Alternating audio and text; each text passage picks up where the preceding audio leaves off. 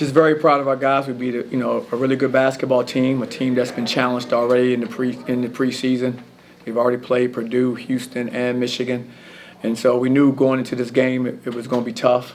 We were going to have to compete for 40 minutes, and I'm just really proud of our guys for making the plays they had to make down the stretch of the basketball game, considering we had a 15-point lead, and then they kept fighting like we knew they would, and made it pretty much a tie ball game.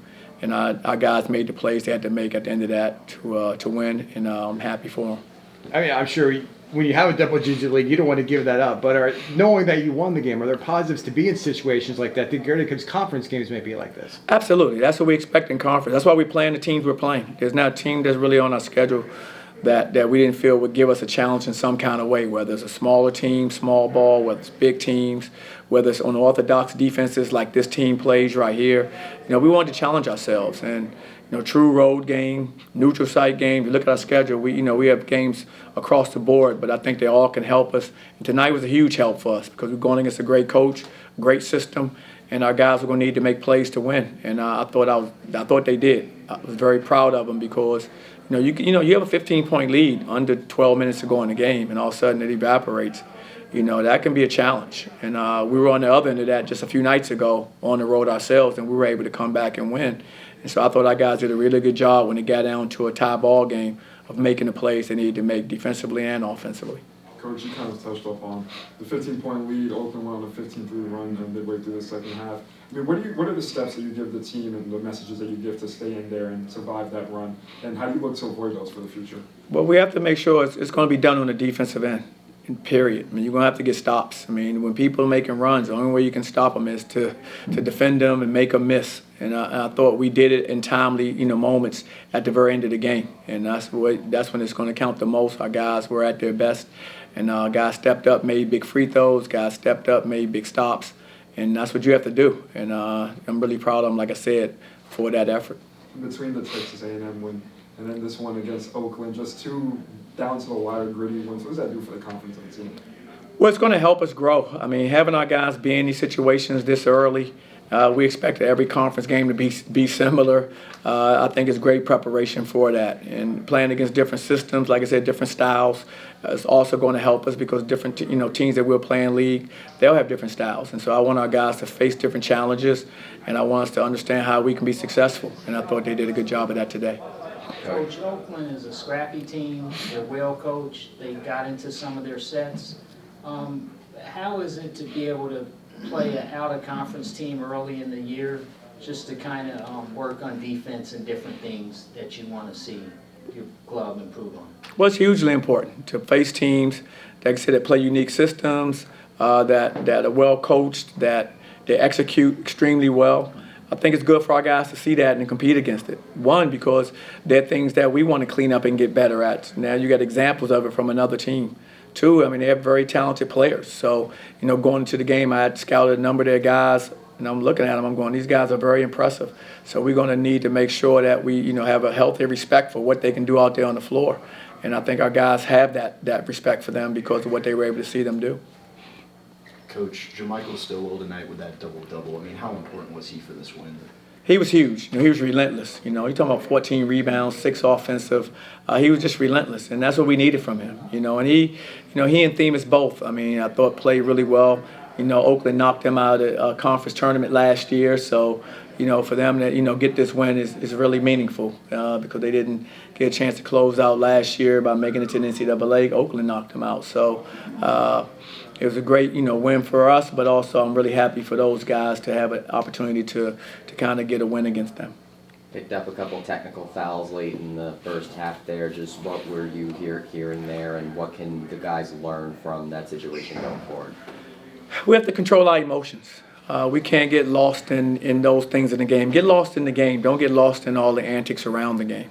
And I think, we had a couple guys they got lost in some of the antics around the game, things that are happening that have nothing to do with us, defending or rebounding or making a shot.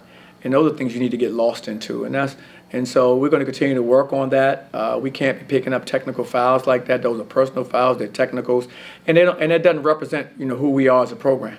And so that's not who we are. And so have them guys understand that what I want is I just want to play hard, play with class.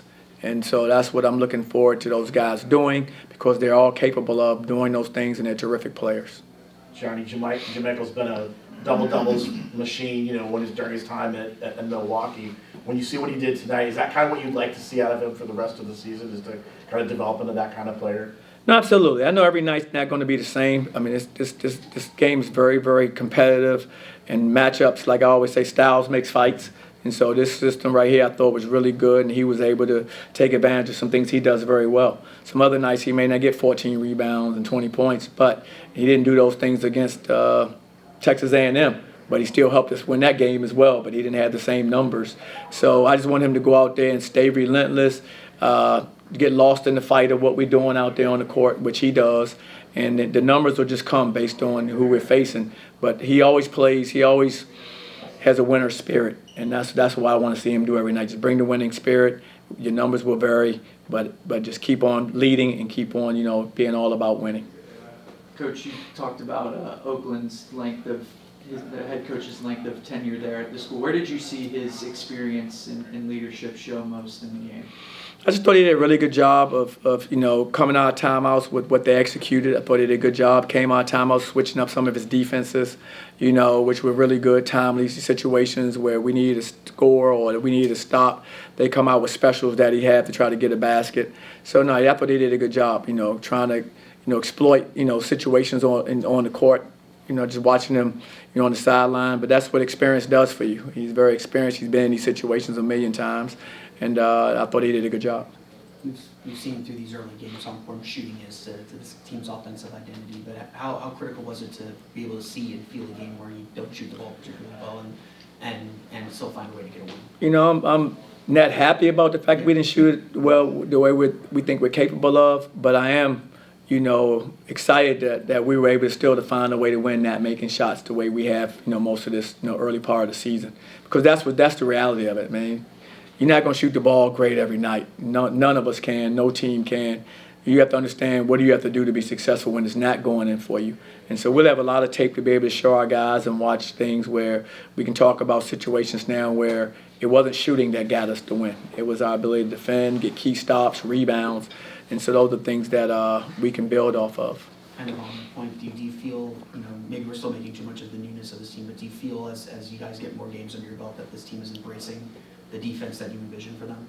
No, absolutely. I think they're embracing it. It's just a process of getting better at it. I thought tonight, this team did a really good job. They shot a good percentage from the field, from 2 and 3. And I thought we were kind of trending in the right direction after the last few games. And now we have to get better. We have to keep on moving forward. But the only way you can do that is to be in games like this, learn from them, and keep pushing their buttons to help us become a better defensive team. What does it say about your depth when you just you look around, like the A&M game? It was Burks and Pacheco. Of course, Riley Kugler's been there all season. Tonight it's JaMychal with the big game offensively. You talked about this as one of the deepest teams you've had, and it's showing up through the first part of the season. No, definitely, and that's what we want to be. We want to be a team that on any given night, any of these guys can step up and have their moment.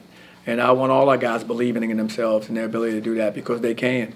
The worst thing can happen for us is you have a night where some guys you're counting on not producing to their level, and no one else is ready to step up in those roles.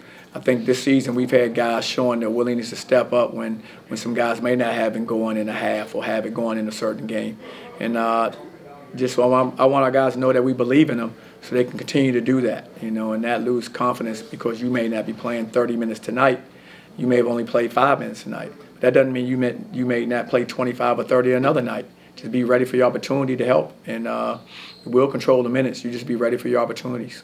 Coach, back-to-back wins now. What do you hope the team takes into a neutral site at Daytona and build on these wins? Well, we have to be ready. I haven't seen Pitt play, but I know they're a talented team as well. We just need to take from these games that we've played that it's going 1-0. We're not worried about any game in the past. These games are over. We'll take the lessons we've learned from the games that we've competed against and try to get better the next time we go out in the court. We know we're going to face another tough test, well-coached team again, and we need to make sure our guys understand about getting their rest, and also just, mindset has to be, our mindset needs to be one in which we're focused solely on Pitt and not anything else that's around us. Just focus on what's in front of us and prepare for them. I kind of Couple more. want to follow up. You've got a win on the road, had some wins at home. Now, what kind of challenge does a neutral site bring there? What do you hope the team benefits from? I just hope we benefit. I just hope we benefit from now not having a home crowd, not having maybe a complete away crowd. You know, we know it won't be probably, you know, like it is here, of course. But I think our guys will benefit from just going to another arena, not at home, and competing against a team that's going to be very good. Because, you know, you go to your conference tournament, that's going to be a neutral site. It's going to be a neutral site. So all these things are giving us, you know, like a rehearsal for at the end of the season, you know, these games and these situations. And so that's kind of how we're going to look at it. Coach, you had Vandy get you from the three-point line there. You had Brett White get quite a few three-pointers off, and Brody and Robinson there ended up making a few as well. Just what do you think this team needs to do in order to kind of, you know, to defend the three? Have a better awareness on those guys that we talk about, you know, in the scout and that we show on film. Having a better awareness of how they get open, what they're looking to do to get those shots off, and that's where we have to grow, and we will.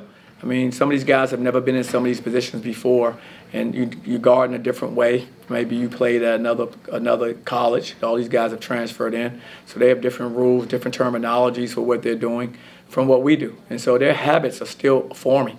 You know, habits sometimes takes years, and you have these kids now for 9 months. So you're trying to, you know, keep it as simple as possible while having an understanding of, okay, who are the awareness guys that you really need to make sure you have an eye on, and try to slow them down.